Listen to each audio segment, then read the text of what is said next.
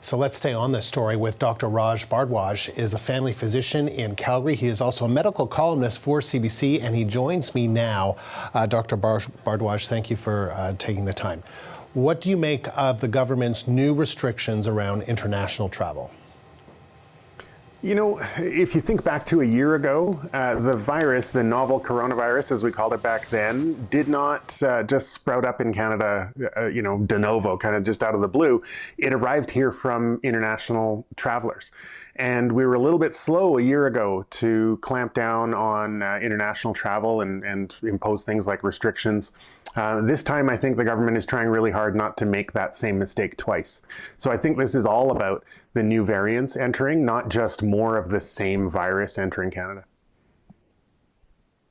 Do you believe that this will be effective? That, the airlines agreeing to halt all flights to the Caribbean and Mexico until April 30th, and then some of the requirements that if you from other destinations, that when you get back, you've got to stay in a quarantine hotel for 3 days while you wait for the results, $2,000.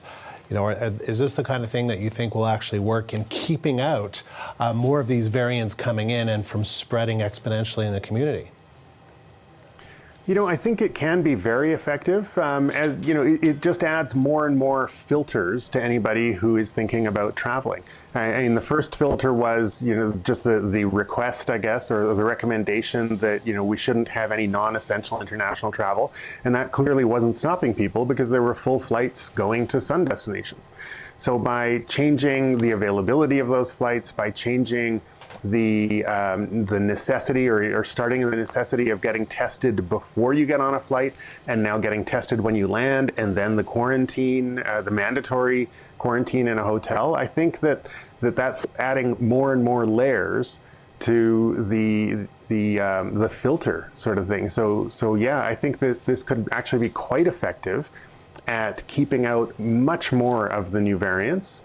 And if we keep out many cases of the variants, then we will do way better in the long run. This isn't a strategy that will work, sort of a year from now. This is a strategy that will work right now because we have very few cases of the new variants in Canada right now that we know of, and they're not spreading in the community. They're mostly travel-related infections. Now, you have some outstanding questions around private planes and what will be deemed essential in terms of essential travel and some of the loopholes that you're concerned about, right? Yeah, I mean, there are always going to be loopholes, and I'm sad, but it's probably that there will always be people looking to exploit those loopholes. So things like private planes, that could be a loophole. Things like saying, okay, well, I'm just going to fly to Seattle or New York and then fly on to Mexico or something like that will be a loophole. So I think that out of the new restrictions that were announced today, I think that the stopping the flights, the direct flights to sun destinations is certainly important, but that's the one that would be easiest to get around. But the needing people to get tested before they return to Canada, and then after they return to Canada, and then the mandatory hotel quarantine, I think those will be really effective deterrents as well. Do you think that there should have been more of a blanket kind of ban, essential de facto ban on international travel, on non-essential international travel? I think it's really tough to do that, and it's also really tough to define what non-essential or essential travel is.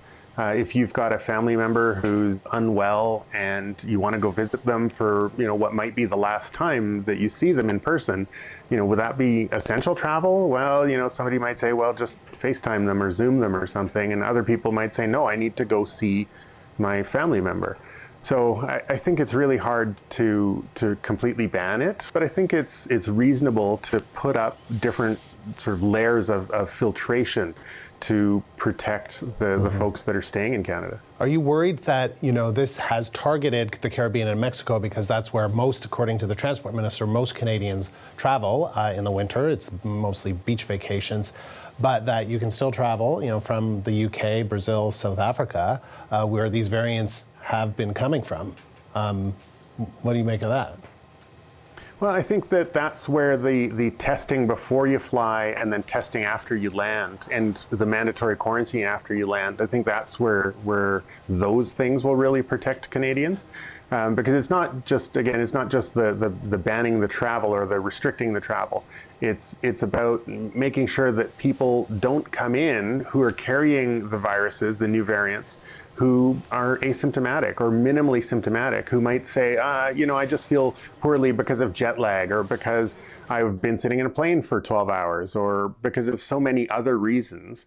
And so they might say, well, I don't really need to quarantine. I feel fine. So yeah, I know I'm supposed to quarantine, but I won't. I mean, this is a case in the springtime that I saw of a gentleman who had returned from international travel and he was supposed to quarantine for 14 days. And he told the folks at customs that he would do that.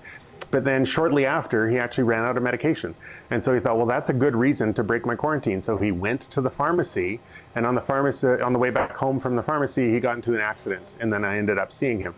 And when I asked him, like, what were you doing out of the pharmacy? He said, well, that was essential to me to do that.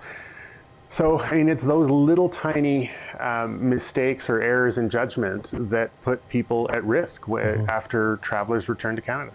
Dr. Bhardwaj, always good to speak to you. Thank you very much. My pleasure. That's Dr. Raj Bhardwaj speaking to us from Calgary.